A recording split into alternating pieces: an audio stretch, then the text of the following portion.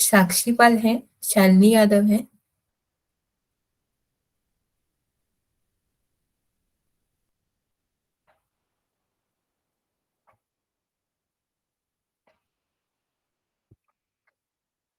ठीक है, कल हम लोगों ने यस यस मैम। 2017 का किया था। अरे एक्चुअली वो मैसेज आ रहा था कि ट्रांसक्रिप्शन स्टार्ट होगा तो आप दोनों लीव हो जाओगे करके, तो इसलिए पूछ रही थी कि लेफ्ट तो नहीं हो गए। ठीक है, तो कल 2017 के क्वेश्चंस कर लिए थे, आज हम लोग 2018 के क्वेश्चंस देखेंगे। ठीक है, तो ये 2018 में क्वेश्चन आया है, which are the resource of energy, fats, carbohydrate, protein and vitamin. तो बताइए कार्बोहाइड्रेट में कितनी एनर्जी रहती थी?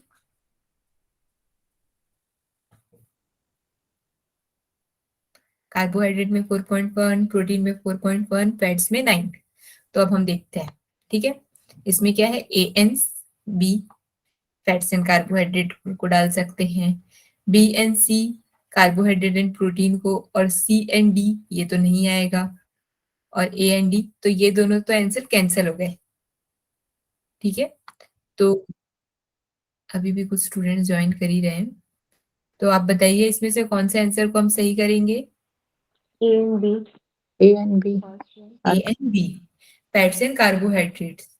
ठीक है, पर मैंने कहीं पे देखा था कि उस मतलब जब सर पढ़ा रहे थे, एक पीवाईक्यू का यूट्यूब में डला हुआ है, तो उन्होंने सर ने समझाया था कि कार्बोहाइड्रेट एंड प्रोटीन्स होगा इसका आंसर। और उन्होंने इसका ये तर्क दिया था कि जो फैट्स होते हैं वो स्टोर्ड फॉर्म ऑफ एनर्जी होती है, और जो कार्बोहाइड्रेट एंड प्रोटीन है वो आपको एनर्जी तत्काल रिलीज करते हैं। आप लोग को याद है जब मैंने आप लोग को पढ़ाया था तब मैंने बोला था कि कार्बोहाइड्रेट एनर्जी सबसे पहले देगी, फिर उसमें प्रोटीन का कार्बोहाइड्रेट के फंक्शन में था कि वो प्रोटीन स्पेयरिंग फंक्शन में हेल्पफुल होती है, कि अगर कार्बोहाइड्रेट प्रेजेंट नहीं है तो प्रोटीन एनर्जी देना शुरू करती है। याद है आप लोग को? हाँ जी। Yes ma'am. हाँ, तो इसलिए उनका ये तर्क था कि बी और सी होगा। तो इस क्वेश्चन को थोड़ा सा एक बार साइड में डाल देते हैं, इसको मैं नोट डाउन कर लेती हूँ और ट्राई करती हूँ कि इसको और एक बार ढूंढ के लाऊं। ठीक है, क्योंकि ये तब से मेरे भी दिमाग में क्वेश्चन क्रिएट कर रहा है कि क्या ये कैसे है करके। प्रोटीन ही सही रहेगा ma'am, carbohydrate and protein. Carbohydrate and protein सही रहेगा ना? हाँ या एक बार ना आप लोग जो भी कुछ भी बोले प्लीज अपने नाम के साथ बोलेंगे, ठीक है, ताकि मुझे पता रहे कि आप कौन बोल रहे हैं। ठीक है, ठीक, अब आगे बढ़ते हैं। 17 मैम, जैसे 17 में आंसर्स भी पेपर के साथ ही थे, तो इसमें आंसर शीट्स नहीं है क्या? पता नहीं, शायद नहीं है, इसीलिए तो मतलब एक्चुअली पीवाईक्यूज तो मैंने स्टूडेंट्स को दे दिए थे ना निकालने के लिए। इसको 2018 का किसने निकाला था, किसको याद है क्या? आपने आपने से किसी ने निकाला होगा तो पता होगा। मैं निकली थी हाँ, एक बार नाम बोलेंगे। निशु जी आप हैं क्या? ना, मैं कल्याणी बोल रही हूँ। अच्छा, कल्याणी जी। उसमें नहीं थे ना आंसर्स, इसीलिए आपको नहीं मिले होंगे कि आपने आंसर कट किए, क्योंकि यहाँ पे तो आंसर रहता तो ये वाला 51 to 52 था। ठीक है, चलो देखते हैं, कोई बात नहीं, इसमें आंसर नहीं है।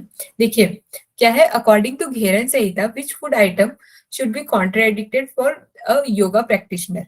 यहाँ पे है कुष्मांडा, पटोला, कलकूचा, कुट, कुलूथा, कुलथा। अच्छा, तो इसको हम लोग ऐसे देखते हैं, कल मैंने आप लोग को पढ़ाया था, तो इसको मैंने कहाँ से पढ़ाया था, एक second. Yogic concept of diet.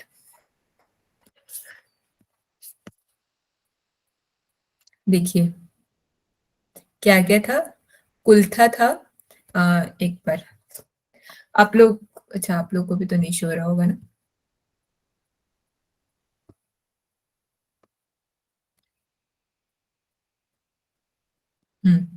Kushmanda, Patola, Kullu, क्या है ये, लकुचा, लकुचा, कुल्था। तो जो कुल्था है वो आपका किस में आ रहा है यहाँ पे, ये है अपथ्य आहार, कुलथ जो है। तो हम लोग इसको जो वो वाले आंसर्स है ना उसमें देखेंगे कैंसलेशन वाले फॉर्म में। कुल्था डी, डी तीनों में है, तो इसको तो हम नहीं लिख सकते। पटोला को देखते हैं, पटोला किस है क्या इसमें, पटोला मतलब परवल की जो सब्जी होती है उसको पटोलक बोलते हैं। सब्जी में देखिए यहाँ पे आप लोगों को कहीं पे पटोलक दिख रहा है? नहीं, पटोला अपत्य नहीं होगा। थर्ड उसमें उसने पटोला परवल पत्ती लिखा है है। मेरे ख्याल से, परवल लिखा है अपत्य में। हाँ, पत्ते आर में परवल है। मैम ये परवल देखिए, पत्य ये है। हट प्रतिपिका है और ये घेरंड संहिता वाला है, और ये पथ्य है, इधर साइड वाला ये पथ्य है और ये अपत्य है। तो घेरंड संहिता में परवल जो है वो खाने वाली सब्जी में लिखा है। खाने वाली। यस। हाँ, तो हम लोग को यहाँ पे अपथ्य पूछ रहा है, तो हम लोग ऐसे देख सकते हैं कि जहाँ पे पटोलक जिस आंसर में हो उस पटोला आंसर। बोला था कल आपने। हाँ, पटोला, पटोला मतलब परवल होता है ना। तो देखिए नहीं, बी, परवल अलग पटोला अलग ना। नहीं एक पटोल ही एक ही है, पटोलक मतलब परवल ही होता है। ओके। देखिए, तो जिस जिस आंसर में बी है उसको कैंसिल कर दीजिए, ठीक है। इसमें बी है, इसमें बी है, इसमें बी है, तो आंसर कौन सा होगा? ए सी डी। थर्ड। जैसा इसको देख लीजिए, ए मतलब कुष्मांडा, फिर ये क्या है? लकुचा और कुल्था। ठीक है, तो ए सी डी आंसर होगा। इसको मैं टिक कर दी जाती हूँ, टेक्स्ट ओनली हाईलाइट कर लेते हैं।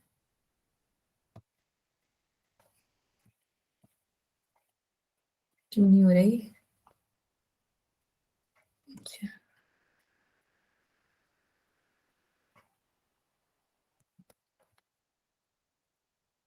ठीक है, ठीक। अब आगे बढ़े, ओह, अब आगे बढ़ते हैं। According to Bhagavad Gita the properties of sattvic ahar are pleasure and love promoter, hot and salty. Kalyani ji, आपने इसको मुझे हिंदी और इंग्लिश दोनों में भेजा था क्या? नहीं मैम, मैं हिंदी में ही भेजी थी, मैं इंग्लिश में नहीं भेजी। अच्छा, आपने मुझे हिंदी में भेजा था, तो ये इंग्लिश में कैसे निकल रहा है? मैंने तो खुद से कुछ निकाला नहीं, आप लोगों ने ही निकाला है जो है वो। ठीक है, शायद देखिए, उसको ही भेजे होंगे मैम। मैं एक्चुअली ना दो लोगों ने भेजा है 2018 का। एक बार हम लोग ना एक और देख लेते हैं ऑप्शन में, क्योंकि यहाँ पे देखिए 2018 यूशु चौहान जी, 2018 इंग्लिश है, और ये फिर 2018 का फिर से है। इसको देखते हैं, ये मुझे लग रहा है ये वाला हिंदी में होगा। अरे, ये तो कुछ अलग ही निकल गया। ये आपने निकाला था क्या? हाँ, ये देखिए, ऊर्जा का सही सूत्र, फिर उसके बाद उसको ये नहीं किया गया है हाईलाइट, आंसर नहीं बताया गया इसमें। प्राणी कोशिका का झिल्ली। ठीक है, इसको देखते हैं। सब में अलग अलग बता रहा है, ठीक है, जो देख रहे थे उसी को ही देख लेते हैं, क्योंकि फिर अलग अलग आ रहा है। According to Bhagavad Gita the properties of sattvic ahar are pleasure and love promoter, hot and salty, age and intellect protector, and worry and disease producer. तो बताइए, वरी इसी प्रोसीडर तो होगा नहीं, तो डी को कैंसिल कर दीजिए। इसमें इसमें इसमें डी कैंसिल। तो देखिए कौन सा आंसर बाकी है, ए और सी। ए और C. Pleasure and love promoter, age and intellect. ठीक है, कैंसिलेशन मेथड से भी अगर आप करेंगे तो आपको अगर आंसर आता भी नहीं रहता है ना, तो भी आप उसमें से आंसर निकाल सकते हैं। ठीक है, तो ध्यान रखेंगे, कैंसिलेशन मेथड बहुत अच्छा एक तरीका होता है एग्जाम में। इसमें सिर्फ इतने ही क्वेश्चन इस वाले में दिए गए हैं ना। तो अब हम लोग थोड़ा सा आगे बढ़ के दूसरे वाली स्लाइड में देखते हैं, ये वाली देख लेते हैं। 2018 कहाँ गई? अभी तो थी।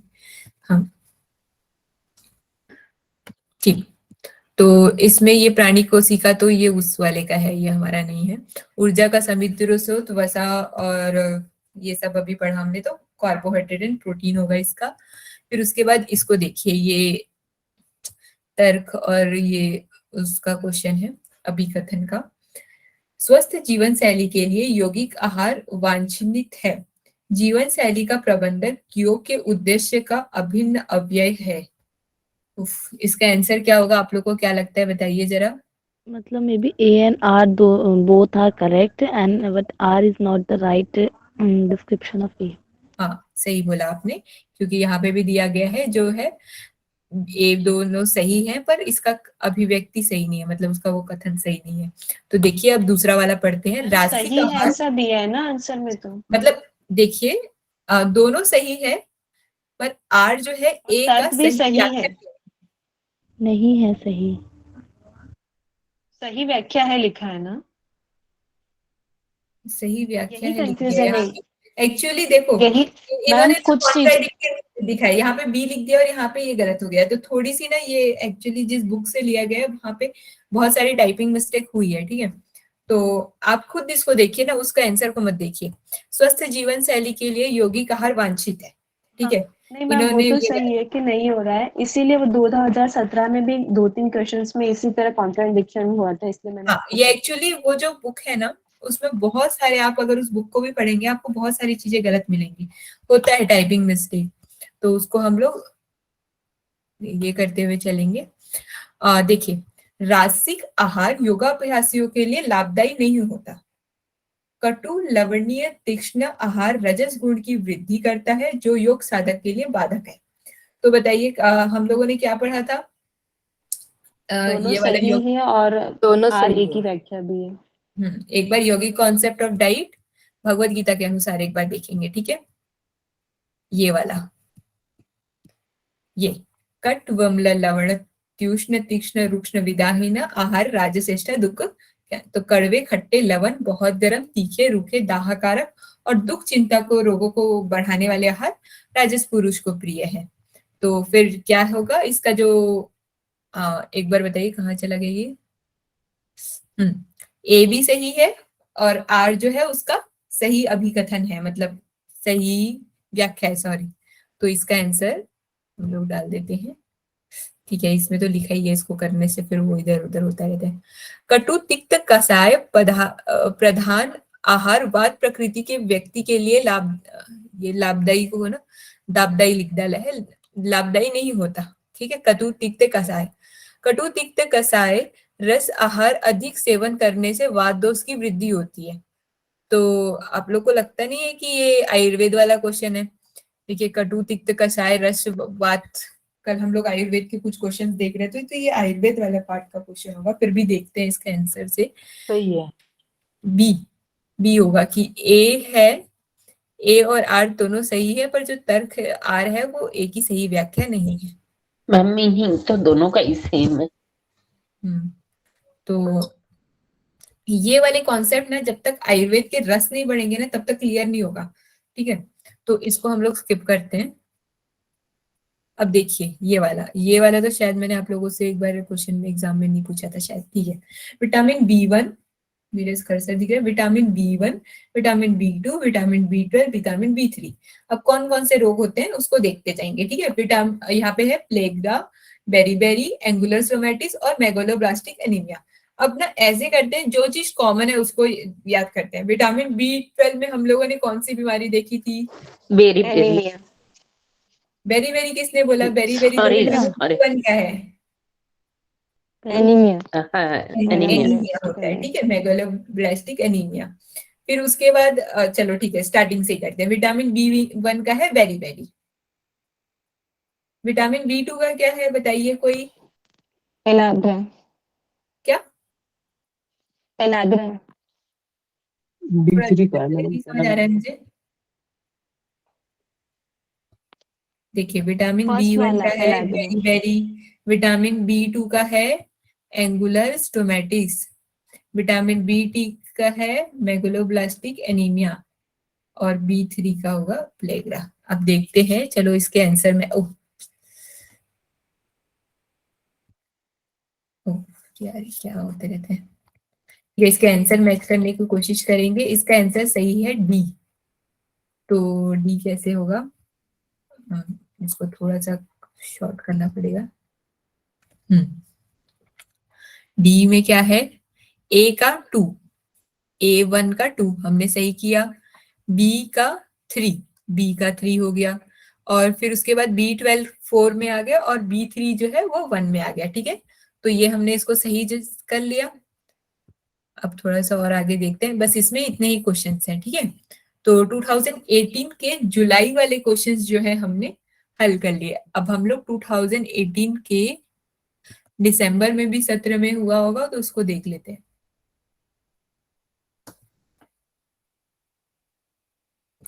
शाकाहारी भोजन में प्रोटीन के प्रमुख स्रोत हैं। शाकाहारी भोजन में प्रोटीन के प्रमुख स्रोत कौन कौन से हैं? सब्जियां, दालें, फल और अनाज। दिए गए कूट को सही उत्तर में चुनिए। अब बताइए इसमें कौन सा आंसर सही होगा? दाल तो होगा ही। बी। बी, 3 और 4। ठीक है। प्रोटीन में हमने ये चीज पढ़ी थी ना कि दाल और चावल को मिला देंगे, मतलब दाल और अनाज को मिला देंगे तो वो प्रोटीन का अच्छा स्रोत हो जाएगा। उसके बाद उसमें हमने इतनी फल और सब्जियों के बारे में नहीं पढ़ा था, दाल और अनाज के बारे में पढ़ा था। अगर इसमें देखते हैं आंसर है क्या, इसमें नहीं है आंसर। ठीक है, तो इसको मैं ही ठीक कर देती हूँ। ये थोड़ा सा डेंजरस रहता है। हमें इसमें ए नहीं आना चाहिए। ये क्यों आएगा, आप देखिए एक बार बताइए हमें। क्योंकि शाक है ना, शाक तो ग्रीन वगैरह जैसे उसमें लीफी। हाँ जी, फ्रूट एंड वेजिटेबल। एक सेकेंड, इसको क्यों हम लोग इतना तर्क वितर्क करेंगे, चलो अपने स्लाइड में चलते हैं। फूड न्यूट्रिशन, फूड ऑटोसेट, अरे ये क्या आ गया। थोड़ा सा एक बार हम लोग अपनी स्लाइड में जाके चेक कर लेते हैं, अभी है टाइम तो फिर क्यों इधर उधर करना। फैट्स हो गया, फैट के बाद हमने प्रोटीन पढ़ी थी ना, फैट, अनसैचुरेटेड फैट। प्लीज मैंने आप लोगों को मैटर जो दिया है उसको सब संभाल के रखेंगे, मतलब संभाल के इन द सेंस सब एक जगह स्टोर करके रखेंगे, ठीक है। तो एसेंशियल प्रोटीन पढ़ा था, नॉन एसेंशियल पढ़ा था, यही है ना उसका सोर्स। तो सोर्स का मैंने कोई अलग हेडिंग में नहीं है क्या, हाँ source. pulses like whole and split soybean nut and oil like peanut, almond, cashew nut, resource। एक मिनट इसको और जूम कर देती हूँ। vegetable protein, cereal like wheat, rice also provide a good amount of protein। तो देखिए यहाँ पे पल्स और सीरियल का ही नाम दिया गया है। अब थोड़ा और आगे बढ़ते हैं, देखते हैं कहीं पे फ्रूट्स तो नहीं दे दिया। The protein of this foodstuff are not good quality. यही चीजें मैंने आप लोग को पढ़ाई भी थी कि ये जो है गुड क्वालिटी का नहीं होता, इसलिए दाल और चावल को मिला के चीजें बनाई जाती है, ठीक है। तो इसका आंसर दाल और चावल, इन सॉरी दालें और अनाजें होंगी, मतलब 3 और 4, ठीक है। अब देखिए ये देखते हैं क्या है। घेरन संहिता के अनुसार निम्नलिखित में से आहार द्रव्य पथ्य है, मतलब इसका तो आंसर ही दे दिया क्या, नहीं पता नहीं क्या हुआ इसका आंसर ही, इसका आंसर ही कैंसिल कर। आंसर नहीं है मैम, वो क्वेश्चन ही अधूरा है, उसमें कूट और देने थे ABCD, तो एक ही कूट आ गया है। अच्छा ये निशु जी आप ही बोल रहे हो क्या, अच्छा दीप्ति जी हो आप। निशु जी आई हैं। ये तक धूर्त आएगा, ताक एंड दही। ठीक है, हम लोग ना इसके आधे क्वेश्चन से ही सॉल्व करने की कोशिश करते हैं, देखते हैं कौन कौन सा हो सकता है। हम क्या है, कौन सा पथ्य आहार है, घृत, नवनीत, तर्क और तेल। तो एक बार हम लोग अपने इसमें चलते हैं, यौगिक कॉन्सेप्ट ऑफ डाइट के टेबल में। जो चीजें मैं दे नहीं पाई हूँ उसको मैं आप लोग को आज सेंड कर लूंगी। तो देखिए घेरन संहिता में पथ्य आहार में जो डेयरी प्रोडक्ट्स है उसके बारे में देखिए। दूध, घी, खांड, मक्खन, ये तो हर प्रतिपिका में दिया है, पर यहाँ पे ऐसा कुछ ज्यादा दिया नहीं है। ज्यादा क्या, यहाँ पे कुछ दिया ही नहीं है, तो थोड़ा सा ये कंफ्यूजिंग सा क्वेश्चन है। मैम अपथ्य में दिया हुआ है दही, तर्क, मक्खन, घी, तो सारे ही अपथ्य हो गए फिर तो। हाँ एक मिनट इसको देख लीजिए ना, दही, छाछ, तर्क, कुल्थी, मक्खन, घी। अब इसके अलावा जो होगा ना वही उसका पथ्य होगा। एक बार चलते हैं उसी में, कौन सा था, नवनीत, मैम नवनीत मतलब मक्खन ही बताया था हाँ आपने। मक्खन। लक्ष्मी तंत्र में मक्खन बताया था। घी, तेल देखो, तेल वहां पे नहीं दिया है ना, नहीं, तेल एंड नवनीत। तेल एंड नवनीत मतलब नहीं 3 and 4 जो है इसमें होगा। तो इसका नवनीत तो मक्खन ही होता है। मैम नवनीत तो आपने मक्खन बताया था, मक्खन तो वहाँ लिखा हुआ है। अच्छा मक्खन लिखा है यहाँ पे, कहाँ गया एक सेकंड। अपत्य में मक्खन लिखा हुआ है ना। मक्खन लिखा है और क्या नहीं लिखा है, तो एक बार इधर से उधर जाने में बार बार गड़बड़ हो रही है, रुको। मैम धृत नहीं लिखा हुआ है, घी नहीं लिखा हुआ है, तो धृत और तेल दोनों आएंगे फिर। घी तो लिखा है, यहाँ पे लिखा है ना, पर तो फिर तेल अकेला है। तो वही तो दिक्कत है कि ये क्वेश्चन ही अधूरा है कि तेल, तर्क। देखिए वहां पे लिखा है दही लिखा है, यहाँ पे दही है ही नहीं ऑप्शन में। छाछ लिखा है, छाछ तो है नहीं। तर्क है, तर्क यहाँ पे ऑप्शन में भी है, तो तर्क को तो बिल्कुल कैंसिल कर दो। कुल्थी भी है मैम नहीं। तर्क क्या होता है, मुझे तर्क छाछ का ध्यान था। तर्क नहीं, तक्र मतलब वही छाछ है। हाँ ये तक्र है, तक्र। छाछ ही होती है। हम्म। तो फिर ग्रीक, ग्रीक भी ऑप्शन में दे दिया है। मक्खन मतलब नवनीत मैंने जैसे बताया था। तो एक सेकंड। दही होता है वो, दही। नवनीत इसमें पता नहीं, इसको नवनीत इसको ना होगा और थोड़ा सा व्रत होगा। उस टाइप का क्वेश्चन में रख देते हैं कि इसका हमें आंसर नहीं पता। ठीक है, मैं इसको नोट डाउन कर लेती हूँ। 2018 दिसंबर मैम 17 इसमें सेकंड और थर्ड तो होगा इसमें मेरे हिसाब से पूरा। मैं भी देख के बताता हूँ, बाकी सेकंड और थर्ड है इसमें। क्या बोल रहे हैं, सेकंड और थर्ड आपको लग रहा है? जी मैम। ठीक है ना, इसको मैं कल देख के बताती हूँ। मतलब इसको ऐसे अगर ज्यादा क्वेश्चन हुए तो इसको हम लोग एक बार देख लेंगे, मतलब मैं आके देख के फिर बताऊंगी। ठीक है, घेरन संहिता के अनुसार निम्नलिखित में से कौन सा आहार द्रव्य अपथ्य है? यव, मुद्गत, कुलत, तिल। फिर से वही क्वेश्चन आ गया कि घेरन संहिता के अनुसार इनमें से कौन सा आहार द्रव्य अपथ्य है? यव, मुद्गत, कुलत, तिल। एक सेकंड ना, कुलत। यहाँ कुलत पे तो है चलते हैं वापिस। सेकंड। तिल और कुल्लत है, इसको मैं तिल और कुल्लत। अपथ्य, इसकी एक फोटो क्लिक करके इधर वाले में चलते हैं। तो घेरन संहिता के अनुसार कौन कौन सी चीज अपथ्य है? यव, यव वाला जो है, यव तो ऑप्शन में है ही नहीं। ये तो मैम कुलत, जो कुलत तो होता है तो अपथ्य है, कुलत को हम जानते हैं। कुछ बोल रहे हैं क्या? मैम यव तो कुल्लत और पहले ही तिल है लिखा है इसमें। ना। यव पहले लिखा है मतलब? यव तो यहाँ पे लिखा है, मैं समझ गई, पर यहाँ पे जो ये इसमें नहीं है यव। घेरन संहिता में जो अपथ्य पढ़ रही हूँ ना मैं, उसमें नहीं है। मैंने उस इस वाले पेज का एक स्क्रीनशॉट ले लिया, मतलब फोटो ले लिया। अपनी टेबल में नहीं है। हाँ, अपने टेबल में नहीं है, मैं ये कहना चाह रही हूँ। ठीक है, मैम इसमें जो तो मैम इसमें इसमें कुलत वैसा तो है होगा ही। दूसरा और कुलत चौथा। क्या बोल रहे हैं? ये एक बार थोड़ा। मैम कुल्लत और तिल होगा इसमें, आंसर जो होगा कुलत और नेपथ्य में। तिल। जी मैम, क्योंकि वो मूंग है और जो को कहते हैं जो तो पत्ते में है ना। हम्म, हाँ, जौ पथ्य में है और मूंग भी पथ्य में है। तो इसका आंसर होगा 2 और 4। 2 और 4 किसी ऑप्शन में है, सी। ठीक है, 2 और 4। भगवत गीता के अनुसार सात्विक आहार के गुण हैं, देखते हैं, सुख और प्रीति विवर्धन, उष्ण और लवणीय, आयु और बुद्धिवर्धक, चिंता और व्याधिकारी। तो इसको हमने अभी इंग्लिश में पढ़ा था, ए एंड सी वाला। ए एंड सी ए एंड वाला। सी में। तो ये ऑप्शन कट चुके हैं, पर कोई बात नहीं। ऊर्जा का समुद्र स्रोत, वही चीजें बार बार आ रही है। घेरन संहिता के अनुसार अब ये चीजें ना हिंदी से इंग्लिश, इंग्लिश से हिंदी, बार बार वही है। ये सेम क्वेश्चन तीनों रिपीट हुए हैं। अब एक बार 2019 का देखते हैं। ठीक है, एक बार मैं स्क्रीन प्रेजेंटिंग स्टॉप कर रही हूँ क्योंकि वो डाउनलोडेड नहीं है, तो मैं एक बार उसको डाउनलोड करके व्हाट्सएप से भी दिखा रही हूँ। ठीक है,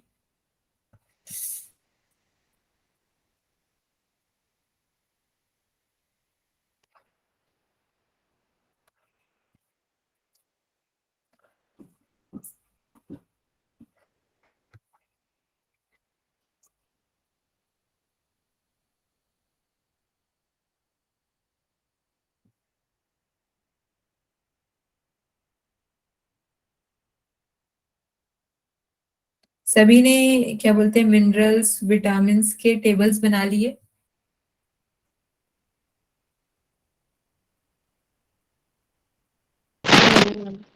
किसी ने नहीं बनाए?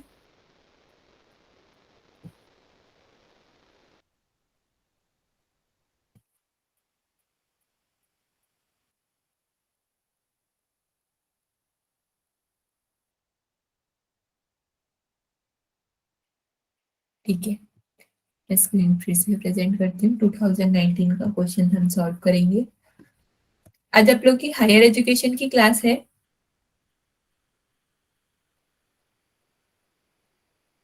अभी नहीं पता मैम, लिंक नहीं आया। और 2019 का कहाँ से मिलेगा? ये यहाँ से। इसको शिट कहाँ चला गया? रिसेंट डाउनलोड, ठीक है, इसे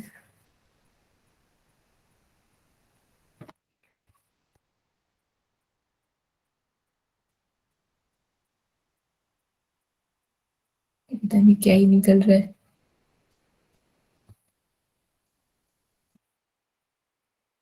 ठीक है, कफ प्रकृति वाले व्यक्ति के लिए कौन सा रस, यहाँ पे तो आंसर भी लिखी जा रहा है। कफ प्रकृति वाले व्यक्ति के लिए कौन से रस प्रचुरता वाले भोजन पदार्थ लाभकारी है? तो ये तो है आयुर्वेद का क्वेश्चन, फिर भी देख लेते हैं। लवण, कटु, अम्ल, तिक्त, बताइए।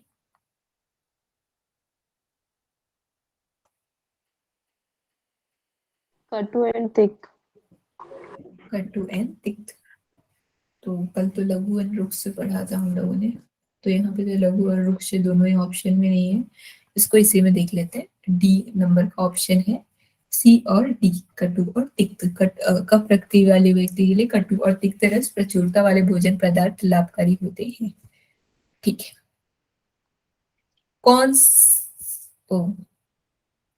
कौन सा दूध प्रोटीन का विपुल स्रोत है? तो ये चीज तो मैंने आपको पढ़ाई नहीं है। भैंस का दूध, गाय का दूध, बकरी का दूध, मानव महिला का दूध। तो भैंस का दूध जो होता है वो प्रोटीन का सबसे अधिक स्रोत होता है। ये जो है ना, इसका मैं आप लोग को एक बुक है जिसमें बहुत कम पेजेस में इसको बहुत अच्छे से डिस्क्राइब करके दे दिया है, तो उसका पीडीएफ बना के दे दूंगी। और अगर आप लोग के पास होगी तो विकास कुमार की बुक है आप लोग के पास? मेरे पास है। हाँ, तो उससे पढ़िएगा इसको, ठीक है, क्योंकि उसमें ना वो बहुत कम में अच्छे से बता दिया है। और अगर हम ये 2 यूनिट और पढ़ने जाएंगे तो हमें 15 डेज और लगेंगे, और इतना डीप पढ़ने का कोई मतलब नहीं है। तो इससे अच्छा है इसको जो है शॉर्ट में पढ़ लीजिएगा आप लोग, ठीक है।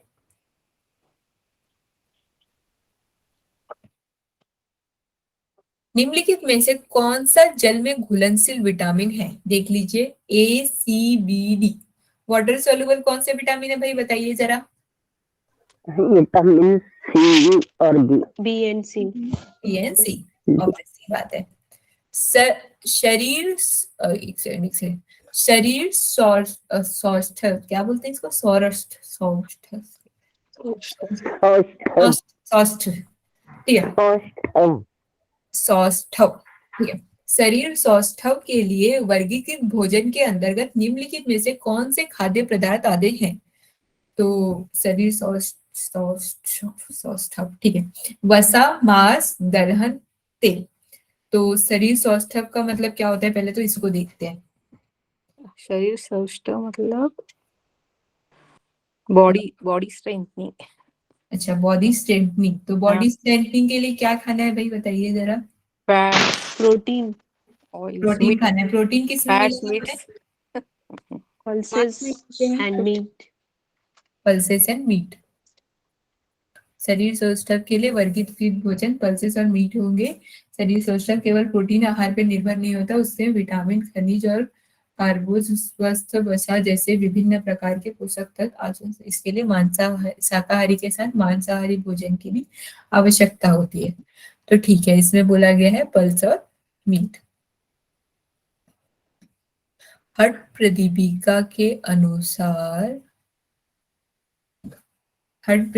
के अनुसार एक योगाभ्यासी के लिए आहार द्रव्य निश्चित है। कौन सा आहार द्रव्य है जो निश्चित है? तिल, संसर्ग, यव, सुष्टि। तो जिसको भी ये श्लोक याद था एक बार बोलेंगे। कट्वम्ल, लवण, तीक्ष्ण, नहीं, ये जो बीसी होगा, बीसी। क्या क्या? बी और सी होगा शायद, क्योंकि तिल और सुष्टि इसका मीनिंग क्या होता है? यव तो यव पच्ची तो में जो आता है। मैम बी को छोड़ के बाकी तीनों लग रहे हैं इसमें। तिल, तेल, संसर्ग, सुष्टि, इसको इतना तिल और शुंठी यूजफुल होते हैं ना, तो बी और सी।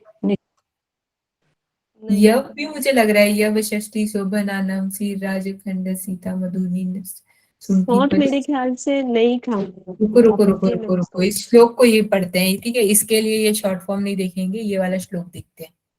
कहाँ गया? हाँ, ये वाला श्लोक देखना है ना। कट वम्ल लवण तीक्ष्ण लवणोष्ण हरित शाक सोवित तेल तिल संसर्ग। तो तेल और तिल दोनों कैंसिल हो गया। संसर्ग मध्य मत्स्यान अजादि मास दधि तर्क कुलत कोल पिन्याक हिंगुल लेसुन अपथ्य माहू। तो देखिए अब हम लोग कहाँ थे, ये इसमें।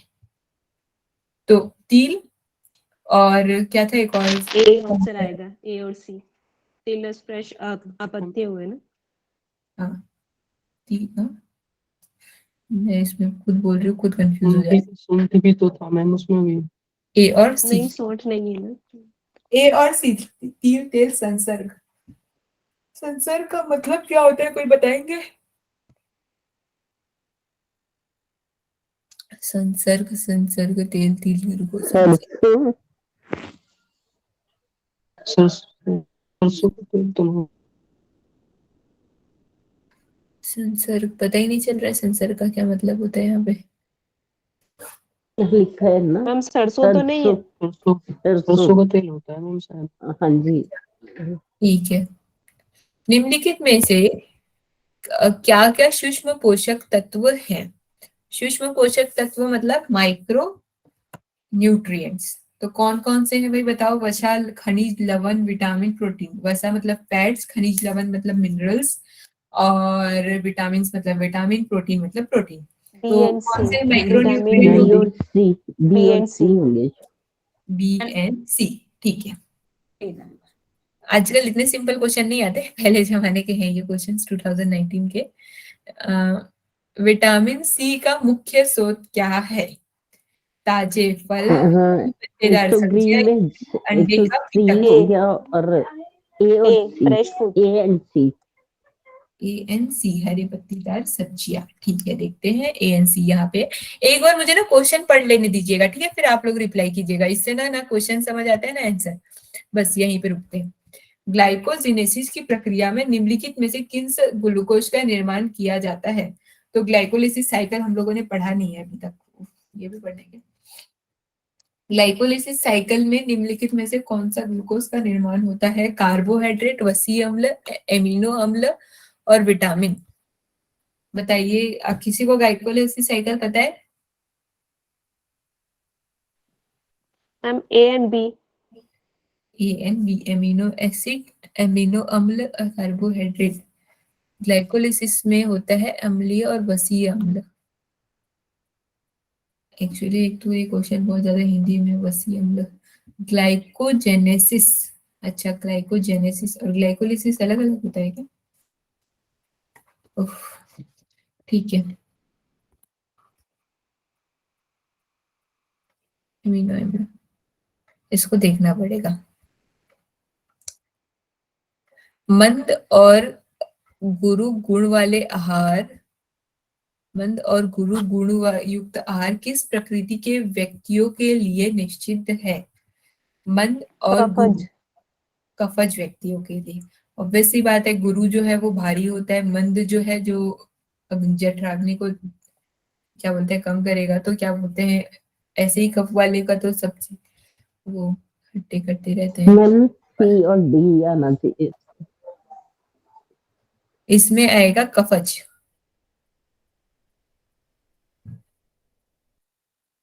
अरे ज्यादा आगे बढ़ गया।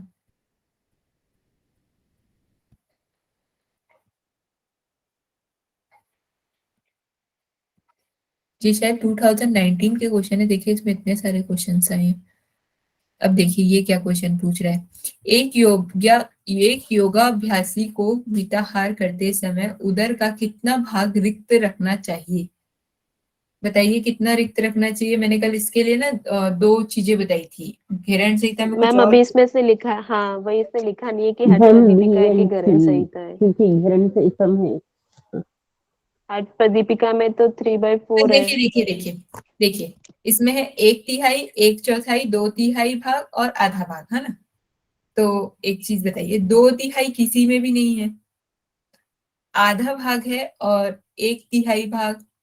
अब एक चौथाई भाग ही का क्या बोलते हैं, कितना भाग रिक्त होना चाहिए? तो एक तिहाई मतलब मुझे एक चौथाई मुझे लग रहा है, और एक चौथाई, हाँ, एक चौथाई होना चाहिए, ठीक है। फिर उसके बाद है और एक लास्ट क्वेश्चन है यहाँ पे, निम्नलिखित में से किसमें प्रोटीन सर्वाधिक मात्रा में होता है? सोयाबीन, अरहर, मूंग, चना। ये तो सोयाबीन में। हाँ, प्रोटीन हमारे शरीर के लिए अच्छा है और सोयाबीन में सबसे ज्यादा है। अब ये देखते हैं। अम्ल और लवण रस प्रदान वाले आहार, ये फिर वही आ गया कि ये जो है आयुर्वेद का क्वेश्चन है। अम्ल और लवण रस प्रधान वाले आहार वात शामक होते हैं। अम्ल लवण रस प्रधान आहार वातज विकारों को पीड़ित व्यक्तियों के लिए अपथ्यकर है। तो इसका अगर ये सही बात है तो ए और आर जो है सही है, और इसका जो आर जो है इसका सही व्याख्या है। एक बार देखते हैं इसका आंसर क्या बोला जा रहा है। शामक नहीं का नहीं क्या नहीं, है? इन्होंने बोल दिया है कि ए सही है परंतु आद गलत है बोल दिया। शामक का अर्थ क्या है मैम इसमें? मतलब मैं समझ नहीं पाई, क्या पूछ रहे हैं आप? शामक शामक आ रहा है ना मैम, मतलब शामक। वो उसके लिए लाभदायक है। पहले वाले में लिखा शामक उन्होंने कि लाभदायक आहार, शामक शामक मतलब वात लाभदायक शामक नहीं। है, मतलब वात को कम करते हैं ना। हाँ हाँ, वात वात को कम करते शामक हैं होते ऐसे हैं, बोल मतलब सकते वात को कम कर रहे हैं। और दूसरे हैं। में उनको अपत्य बता दिया, तो कंट्रोवर्सी हो गया ना दोनों। ठीक है, बस इतने हैं 2019 के। अब 2019 हो गया, अब 2020 में पहुंचते हैं। क्या खुल गया है?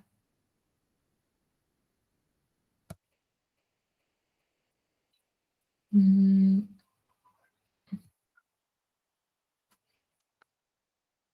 2020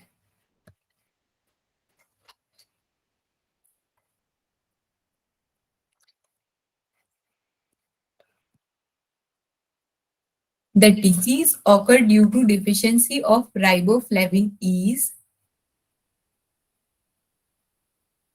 बताइए राइबोफ्लेविन किसको बोलते हैं, पहले तो ये बताइए। Vitamin B2 ma'am. Vitamin B2 को राइबोफ्लेविन बोलते हैं, तो विटामिन A1 को क्या बोलते हैं? विटामिन B1 को क्या बोलते हैं? मैम B2 B2 ही है B2 को ही राइबोफ्लेविन बोलते तो। हैं। अच्छा, तो मैं पूछ रही हूँ विटामिन B1 को क्या बोलते हैं, क्योंकि मैं भूल चुकी हूँ, बताइए एक बार। थायमीन। थाइमीन। थायमीन। थायमीन, ठीक है। तो B2 की कमी से कौन सी बीमारी होती है? कुछ देर पहले हमने मेजो कॉलम भी किया है। एंगुलर एंगुलर स्टोमेटिस, स्टोमिस। ये वाला, ठीक है। दूसरा। अब देखते हैं दूसरा। ये जो क्वेश्चन है ना, ये मुझे लग रहा है ये उसका क्वेश्चन है, जो योग थेरेपी होता है ना, योग थेरेपी या 9th यूनिट कुछ है जिसमें ऐसा कुछ है, ये इसका है। एक बार देख लेते हैं। Yoga can give good result in diabetes mellitus by control in regular rajoguna predominated food habit along with avoidance of overeating and introduction to proper physical work. With introduction of medicine and insulin, diabetes can be treated up to root cause. अच्छा, देखिए यहाँ पे बोल रहा है योगा के बारे में, यहाँ पे ये लोग बोल दे रहे हैं मॉडर्न साइंस के बारे में। तो बताइए इसमें फिर कौन सा सही होगा, कौन सा गलत होगा? ए सही है लेकिन बी सही नहीं है, क्योंकि रूट से उसको खत्म नहीं करता है ना। हाँ, क्योंकि इंसुलिन हम लेते रहेंगे, पर वो तो फिर हमारी बॉडी अडेप्ट कर लेगी, फिर वो तो इंसुलिन बनाना ही भूल जाएगी, क्योंकि ऐसे ही तो होता है जितने भी ये हार्मोनल डिसऑर्डर्स है। इसमें जो मॉडर्न साइंस क्या करती है, आपको बाहर से सप्लीमेंट प्रोवाइड कर देती है, फिर बॉडी जो है आदत भूल जाती है उसकी वो बनाना। तो इसमें तो आंसर दिया नहीं है, पर इसका आंसर जो है ए तो सही है, पर बी जो है उसका सही आंसर नहीं है, मतलब स्टेटमेंट 1 2 सेकंड वाला सही होगा। ठीक है। Arrange the fat present in the following dry fruit according to decreasing order. ठीक है, तो ये तो थोड़ा सा मतलब ये क्वेश्चन हमने नहीं पढ़ा है कि फैट्स ड्राई फ्रूट के अकॉर्डिंग है। ठीक है, तो इसको थोड़ा गूगल सर्च करते हैं।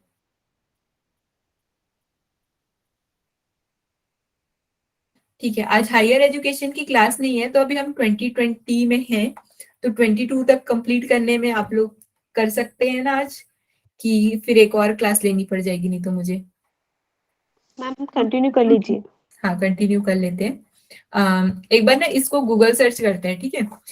क्वेश्चन क्या था, ऐसा कुछ सर्च करते हैं कि जो fat fat percentage, decreasing order. हाँ fat decreasing order for almond, नहीं ऑलमंड नहीं, for dry groundnut. Fruit, for decreasing order for dry fruits. ये क्या बता रहा है ये? नहीं, ये डिक्रीजिंग विक्रीजिंग लिखने का कोई मतलब नहीं है। Nutrition, nutrition, ma'am nutrition. एक बार क्वेश्चन रिपीट करेंगे प्लीज? हाँ हाँ, एक मिनट करते हैं। ये क्या है? ये काजू किशमिश की फोटो दिखा दे रहे हैं ये लोग।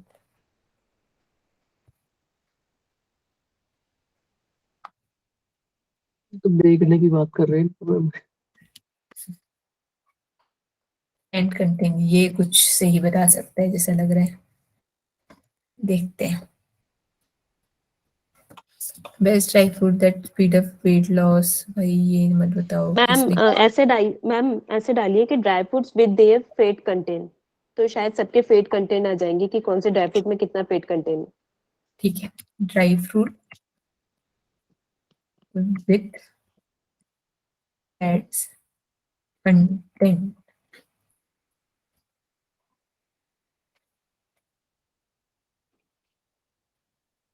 ठीक है, 13 ड्राई फ्रूट, वही चीज सेम आ गई।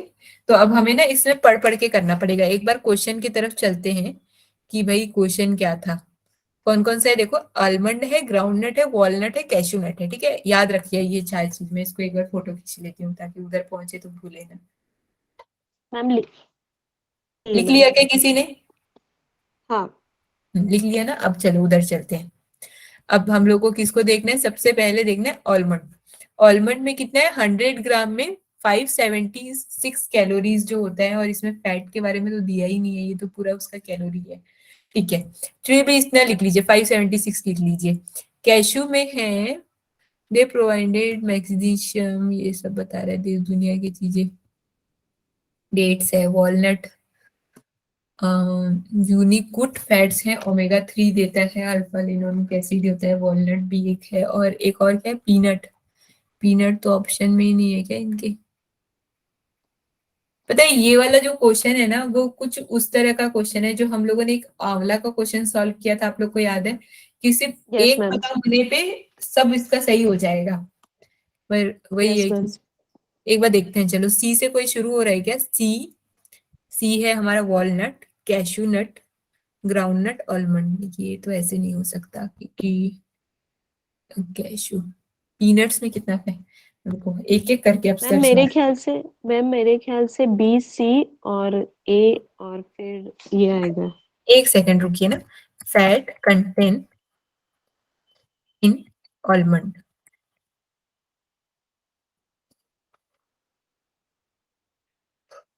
आलमंड में कितना फैट होता है? 14 ग्राम लिख लीजिए। कोई एक नोट करते जाइए जिन्होंने अभी नोट किया था, फिर उसके बाद उसको आगे बढ़ते जाएंगे। आलमंड हो गया, डन मैम, डन। वॉलनट हो गया। वॉलनट में कितना फैट होता है ये देखते हैं। वॉलनट में 65% फैट होता है। ठीक है, ठीक है। 65 लिख लीजिए वॉलनट के सामने। और है फिर कैशू नट।